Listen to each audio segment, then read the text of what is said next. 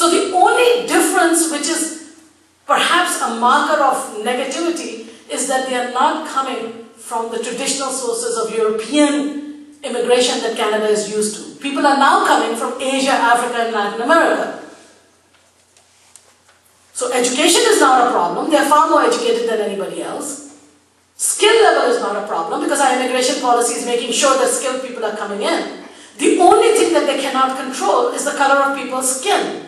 So you tell me, why is it that at a time our economic structure has shifted to being a knowledge-based economy, knowledge workers are becoming impoverished? You tell me that. Why is that happening? Unless all these black and brown people have some congenital propensity for poverty,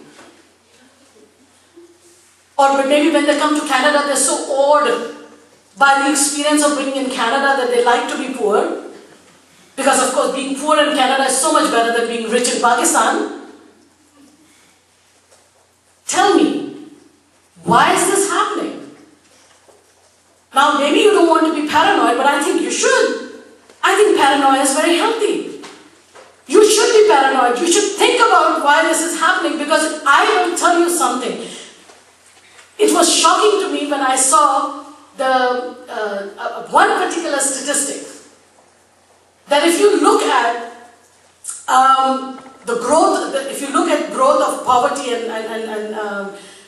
since say the 1960s, while the mainstream population, when I'm talking about European population, there's been a 28% or something decrease in poverty, there is a 361% increase in racialized poverty. That's a shocking fact.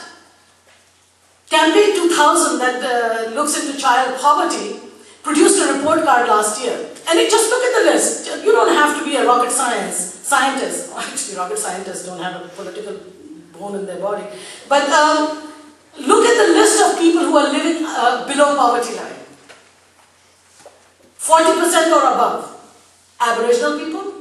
And they're talking about children, but of course children come out of somebody's womb. So I'm assuming that if children are poor, their families are poor.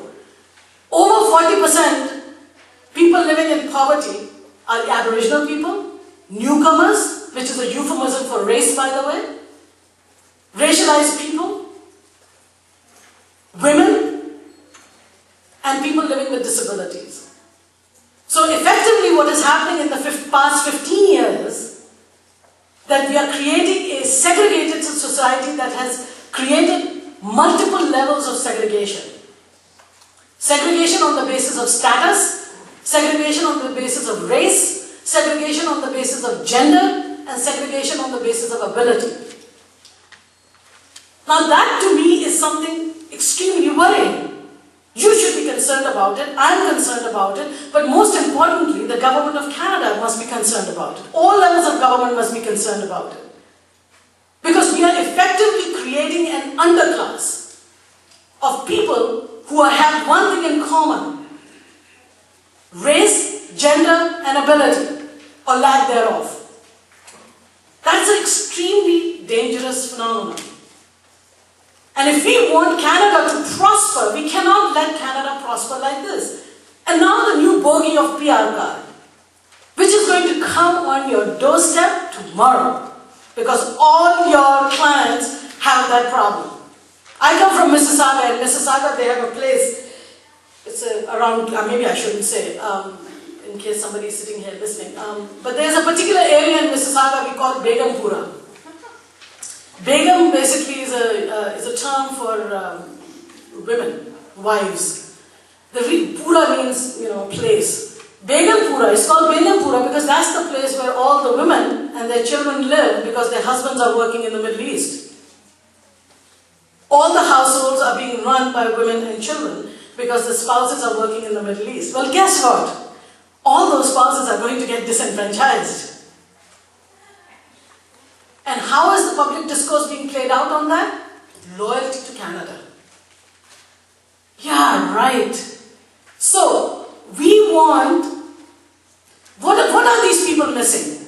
They're working in a foreign land, their families are living here, they're earning money according to their skills in a different ways. Remitting that money to Canada, buying homes in Canada, their money is being used, invested in Canadian economy. Their children are going to school here and are most likely to make this a home.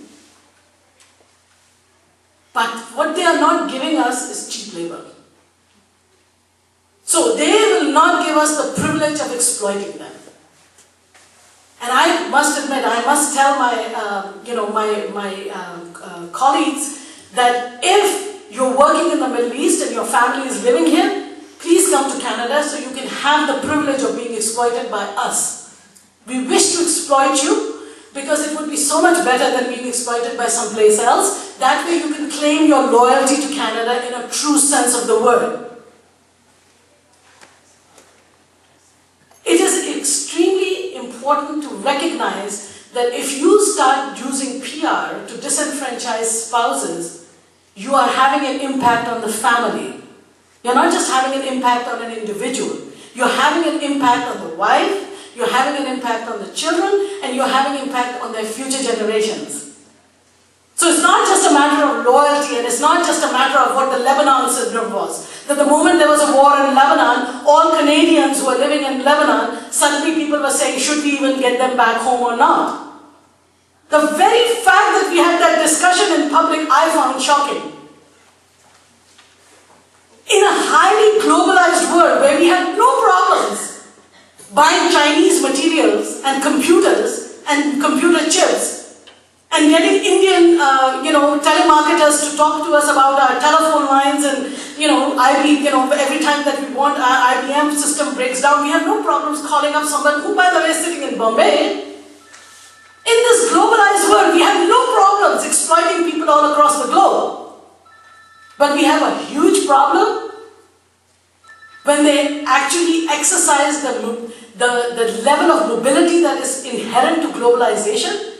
We have no problems goods moving across borders. We have no problems capital moving across borders.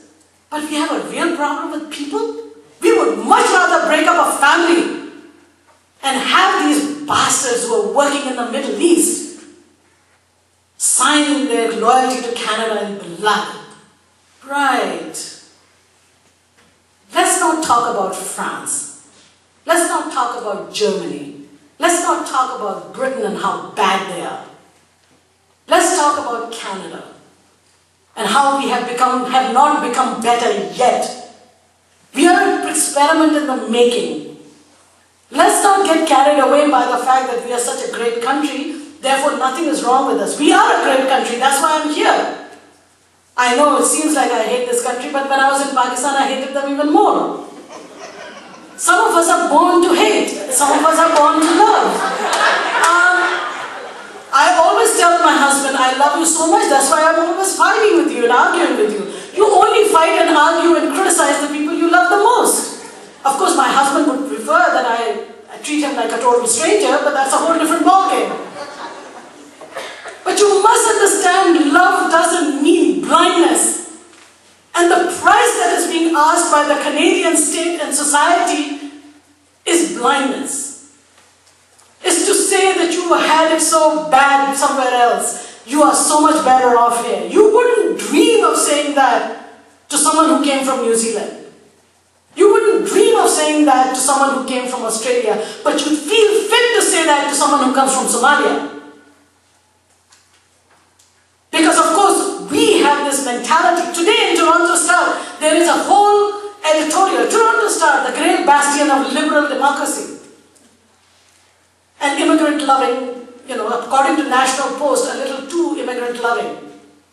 It has a whole editorial about the fact that in in Quebec, same thing. That in Quebec, there is a real discomfort with immigration.